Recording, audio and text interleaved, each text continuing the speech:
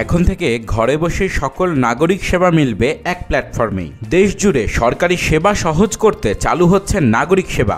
নাগরিক সেবা মূলত একটি ডিজিটাল প্ল্যাটফর্ম, যার মধ্যে থাকবে ওয়েবসাইট এবং মোবাইল অ্যাপ। প্রধান উপদেষ্টার কার্যালয়ের উদ্যোগে এই নতুন আউটলেট থেকে এক ঠিকানায় মিলবে শতাধিক নাগরিক সেবা।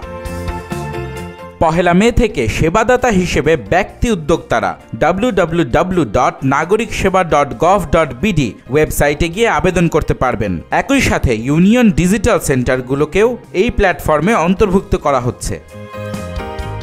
প্রতিটি মন্ত্রণালয়কে কমপক্ষে 2টি গুরুত্বপূর্ণ সেবা তালিকাভুক্ত করার নির্দেশ দেওয়া হয়েছে, যা নতুন এই নাগরিক সেবা কেন্দ্র থেকে সরাসরি গ্রহণ করা যাবে। প্রধান উপদেষ্টার বিশেষ সহকারী ফয়েজ আহমেদ তৈয়ব জানান, শুরুতেই 100টিরও বেশি সেবা চালু হবে। তিনি আরও জানান, ন্যাশনাল ইন্টার অপারেবিলিটি ফ্রেমওয়ার্ক ও ডাটা গভর্নেন্স কাঠামো গঠন ও বাস্তবায়নের মাধ্যমে গতি বাড়বে ডিজিটাল রূপান্তরের। এই সেবা কেন্দ্র থেকে আবেদনের পর আলাদা করে কোনো দপ্তরে যেতে হবে না। অনলাইনে করা আবেদন ট্র্যাকিং নম্বর সহ সরাসরি পাঠানো হবে সংশ্লিষ্ট দপ্তরে।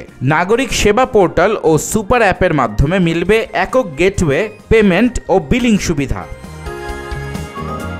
সেবাদাতা ব্যক্তি ও উদ্যোক্তাদের জন্য থাকবে নির্ধারিত ইউনিফর্ম, পরিচয়পত্র, ব্র্যান্ডিং ও প্রশিক্ষণের ব্যবস্থা।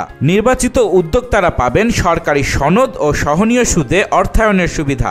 স্বাধীন উদ্যোক্তাদের মাধ্যমে নাগরিক সেবা কেন্দ্র পৌঁছে যাবে বাংলাদেশের সব শহরে, সব গ্রামে এবং ওয়ার্ডে। সরকারি ও আধা সরকারি দপ্তর, পোস্ট অফিস, বিটিসিএল কার্যালয়ে গড়ে তোলা হবে কোওয়ার্কিং স্পেস। প্রস্তাবিত সেবার তালিকায় রয়েছে জাতীয় পরিচয়পত্র, জন্ম ও মৃত্যু নিবন্ধন, ভূমি সংক্রান্ত আবেদন, পাসপোর্ট, অনলাইন জিডি, আয়কর ও ভ্যাট রিটার্ন, ট্রেড লাইসেন্স, সামাজিক সুরক্ষা ভাতা, ইউটিলিটি বিল পরিশোধ, শিক্ষা, স্বাস্থ্য ও কৃষি সেবা, যানবাহন রেজিস্ট্রেশন ও নবায়ন। প্রধান উপদেষ্টার কার্যালয় জানিয়েছে, এই উদ্যোগ শুধু নাগরিক সেবা সহজই করবে না, বরং উদ্যোক্তাদের জন্য তৈরি করবে লাভজনক সামাজিক ব্যবসার সুযোগ। তাদের মতে এটি বাংলাদেশের নাগরিক সেবার মানচিত্রে আমূল পরিবর্তন আনবে। রাকিন আফসার অর্ণব, খবর সংযোগ।